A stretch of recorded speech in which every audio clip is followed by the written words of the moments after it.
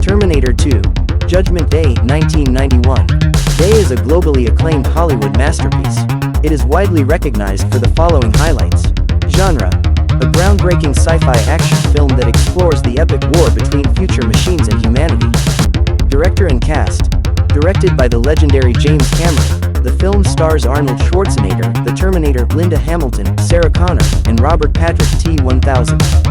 The plot: while Arnold played the villain in the first film, he returns here as a good machine.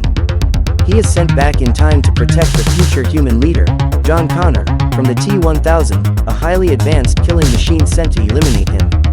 Visual effects. This movie was far ahead of its time. It won multiple Academy Awards Oscars specifically for its revolutionary, liquid metal, visual effects and breathtaking action sequences. Legacy.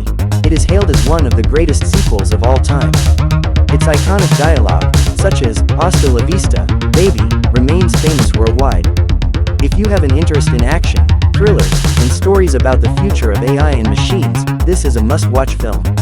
Today, I have brought you a full recap video of this cinematic classic. Let's dive right in.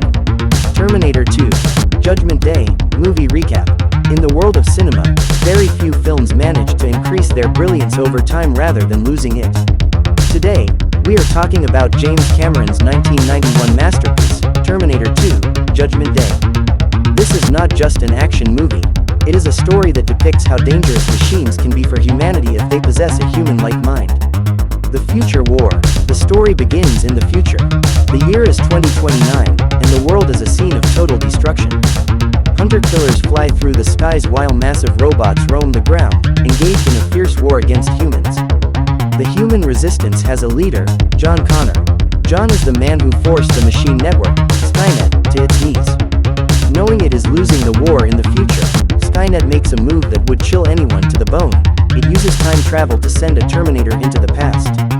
Its mission: to eliminate John Connor while he is still just a young boy. The arrival. We move to the year 1997. In the quiet night of the city, lightning suddenly strikes. A sphere of blue light forms, and out steps our old acquaintance, the T-800. In this installment, he is the protector whose mission is to save John Connor at all costs. Needing clothes and transportation, he walks into a biker bar and tells a man, "I need your clothes, your boots, and your motorcycle." The man laughs, a fight breaks out, but no ordinary human can stand against a Terminator. Arnold puts on the clothes in his signature style, grabs a pair of sunglasses, and sets off on his mission on a magnificent Harley-Davidson. Meanwhile, another explosion occurs elsewhere. From it emerges the film's ultimate villain, the T-1000, the Destroyer. This Terminator is vastly different from previous models. It is made entirely of liquid metal, mimetic polyalloy. It has no fixed shape and can mimic anyone it touches. It kills a police officer and takes his form to easily track down John. Meeting John Connor.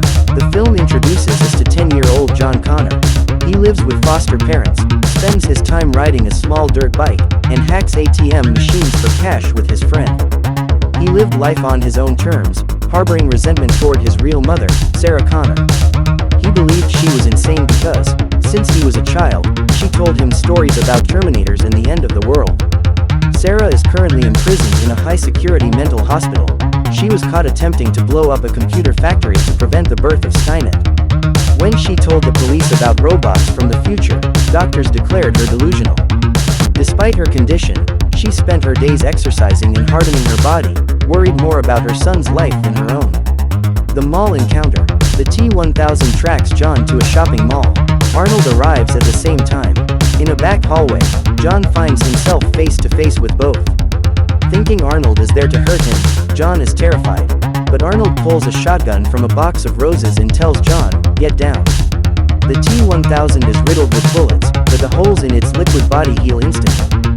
John finally realizes his mother was telling the truth.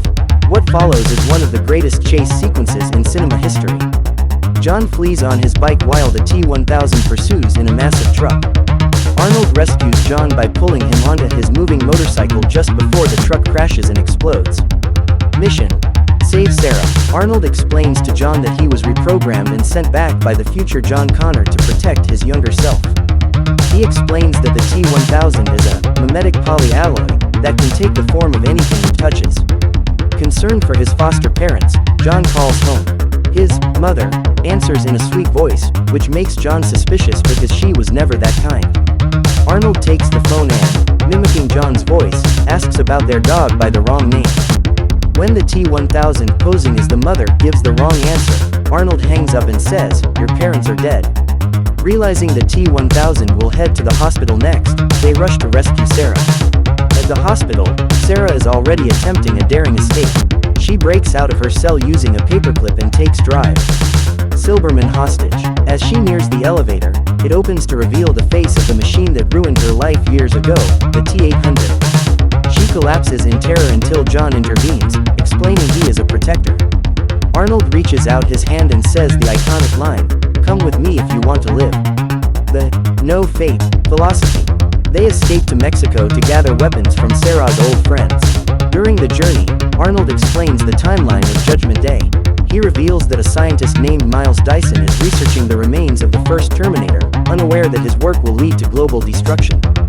Sarah, haunted by a nightmare of a nuclear blast turning children to ash, carves the words, "No fate," into a wooden table.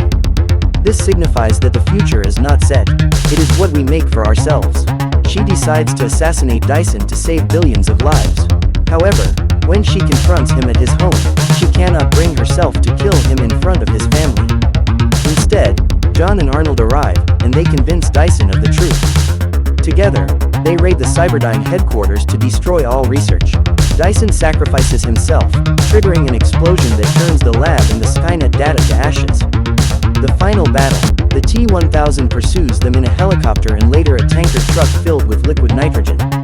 After a high-speed chase, the tanker crashes into a steel mill, spilling the nitrogen and freezing the T-1000 solid. Arnold shoots the frozen villain, shattering him into pieces.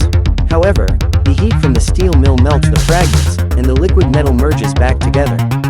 The T-1000 is back, though the extreme cold has caused its programming to glitch. A brutal fight ensues where Arnold is heavily damaged and loses power. The T-1000 disguises itself as Sarah to trick John, but the real Sarah appears and blasts it with a shotgun. Finally, Arnold uses his backup power to restart and fires a grenade into the T-1000's chest. The explosion splits the villain apart, causing it to fall into a vat of molten steel, where it dissolves forever. The ultimate sacrifice, the T-1000 is gone. Skynet is prevented, but Arnold speaks a bitter truth. There is one more chip. He points to his head. To ensure the technology can never be used, he must also be destroyed. John breaks into tears, ordering the machine to stay. Arnold, who has finally begun to understand human emotion, wipes a tear from John's face and says, "I know now why you cry, but it is something I can never do." Since a Terminator cannot self-terminate, Sarah lowers him into the molten steel. In his final moment, as he sinks into the metal, Arnold gives a final thumbs up, the gesture John had taught him. If you enjoyed this video, please like the video and subscribe to the channel.